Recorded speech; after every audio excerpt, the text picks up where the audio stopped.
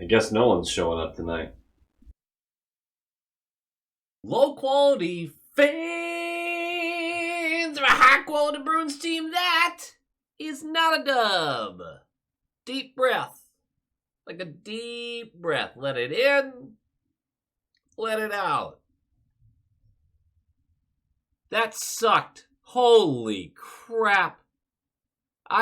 What was that? What was that? I know we talked about the Calgary game on Monday. Was that whatever day it was? Earlier in the week. Talked about the Calgary game, and it was bad. It was bad. It wasn't this bad. This was a whole nother level of bad. We talked about the Calgary game and how the booing didn't make sense to me. Some people didn't like that take, some people did, so whatever. Each their own. I didn't agree with the booing. Sorry, I'm still processing this hours later because I had a work thing I had to go to. And I'm still kind of processing it. The booing in the Calgary game didn't make sense to me because the team has been so good this year. And it was a lackluster effort, but I didn't think it was for lack of trying, right? Like, things didn't go well. I thought the second half of the game, they got more engaged, got more physical, yada, yada, yada. It didn't make a ton of sense to boo the team because they lost. They lost. It was a bad game. Bad games happen. And then we kicked the absolute crap out of the Vancouver Canucks. Just smoke them. And then we have this, which is the worst game of hockey I have watched the Boston Bruins play in this season or last. We say things like worst game of the year way too often. That was, just from the fundamentals of the skaters, the worst game of the year and the worst game of last year, right? I say the skaters because Swayman was awesome. He was great. Okay, awesome might be a little much, but still, he was very, very good. He was the only reason the Bruins even had a chance in this one. But the skaters in front of him were abysmal. It was awful. And no one, I feel like I could stand in the middle of that locker room right now and say that. And I don't think anybody in the room would be like, what the hell do you know? I think every single one of those guys would be like, yes, we were not good enough tonight and just not. I watched that game and I can think of off the top of my head 2 shifts for the entire game that were like, okay, that's a good shift. That's a good shift. 2 good shifts. 2. There's a lot of shifts in a hockey game. Horrible. The whole thing was horrible. I don't even know what to talk about either, because when you look at this, you go through the notes of the game here. Nothing happened. The first period, nothing. Nothing. We're a few minutes in, we're getting outshot. Nothing's happening until Grizz spears Pacioretty in the nuts.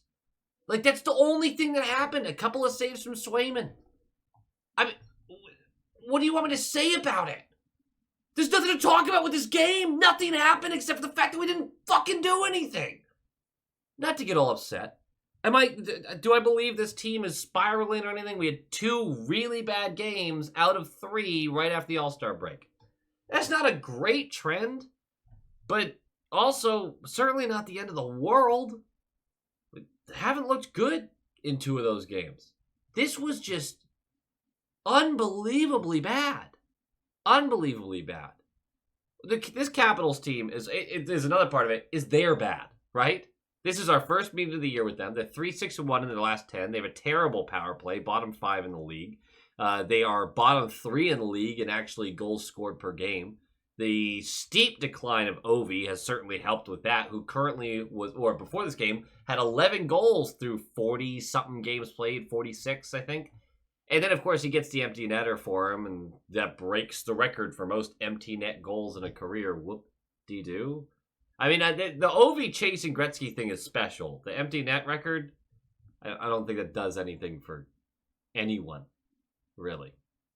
Although I will say, imagine if through Ovi's career, the Capitals were a better team. I'm not saying they weren't good, but like, if you think about the teams that Crosby has been on, because we're always going to compare those two, the amount of empty net opportunities that Crosby has had compared to Ovi, I just feel like that's got to be a pretty different number, right?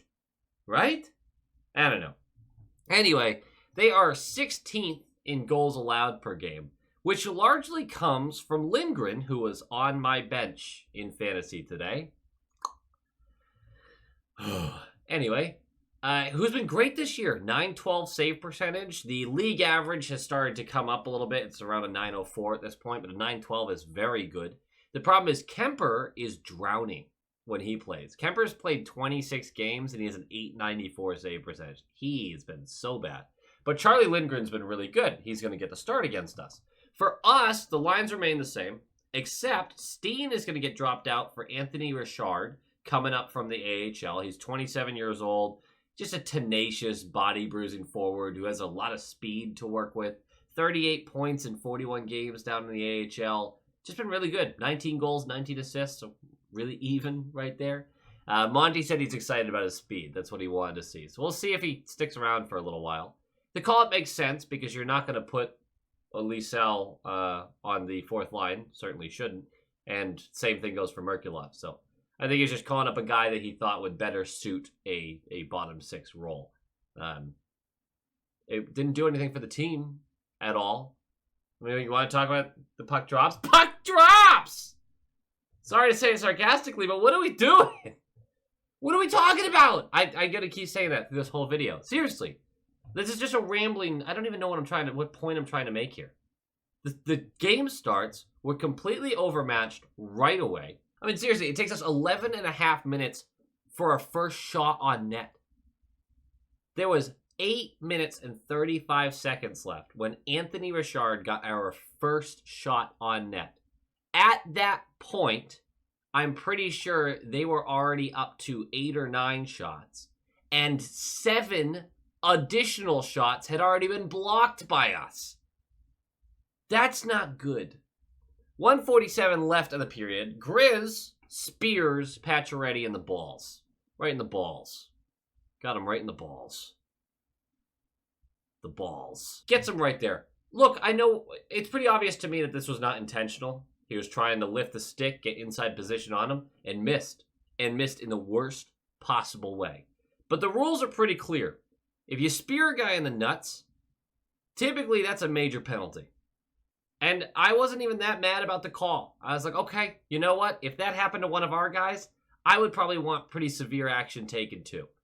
So Pacioretty, who had to leave the ice because he was clutching the jewels, yeah, they called a major. Because he blatantly speared him in the balls. On accident, but he still did it. Like, you still got to be in control. It sucks. Is what it is. Grizz is having not a great season. You have to kill off the 5-minute penalty. Yes, you've had a bad first. And this is a disadvantageous situation for an accidental play. But the call's the call. It's not a terrible call. Kill it. And you know what? Through the first couple of minutes, you do a great job. The period's going to end 0-0. They have outshot us 15-4 at this point. And we're going to go into the second, and we still have 3:13 left on the penalty kill. And we aren't able to kill the whole thing. With about 2 minutes left of the penalty kill, Cap's moving the puck around. Carlo's stick gets broken by blocking a shot. He lies down.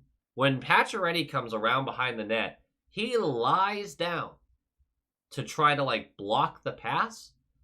I don't really understand this play. I'd rather him stay on his feet and keep moving. Either way, easy pass up to Oshie, who is in the middle of the slot and just gets to bury this high glove because there's no pressure on him at all. And if Carlo had stayed on his feet, maybe he wouldn't be able to block the pass, but I feel like he could have put a glove through Oshie's chest or something. I don't really get that. Either way, it's 1-0 on a power play goal. We kill the rest of the penalty.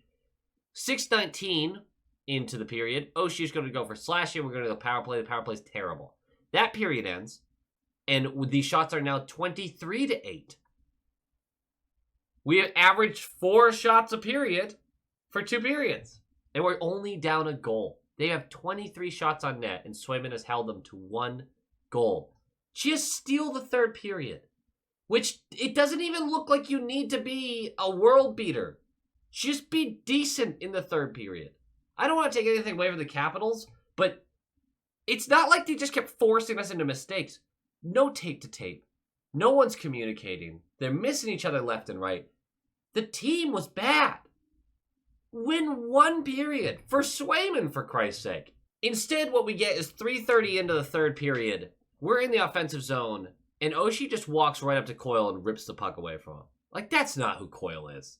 That's just not who Coyle is. It turns into a 2-on-1 as he feeds the puck up to Ovi. McAvoy had pinched on this play, that's why he's not back, and Wotherspoon's just doing his best.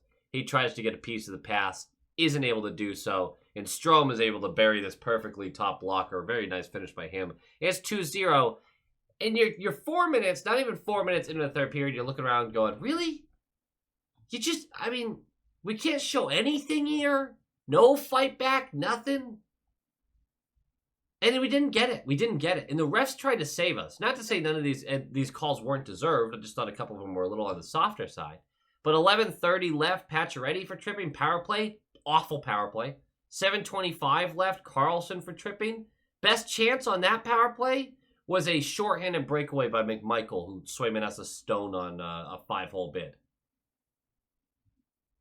They never got it. They never got it together in this game. There was a shift late in the game where you're like, oh, they're putting... No, nothing. 3 minutes left. Ovi's going to go for hooking. Power play, nothing. One chance from Inkite. And then with 28 seconds left, Ovi's going to get the empty netter. It's 3-0. The game notes are nothing. You can't take anything from this. And it sucks that you have 2 games in a 6-day, 5-day, whatever span that you can't take anything from. Because that's a sign of a team that's really struggling. If we have another one of these kind of performances, I'll get real concerned. I think it's a tough couple of showings. The team's been so good this year.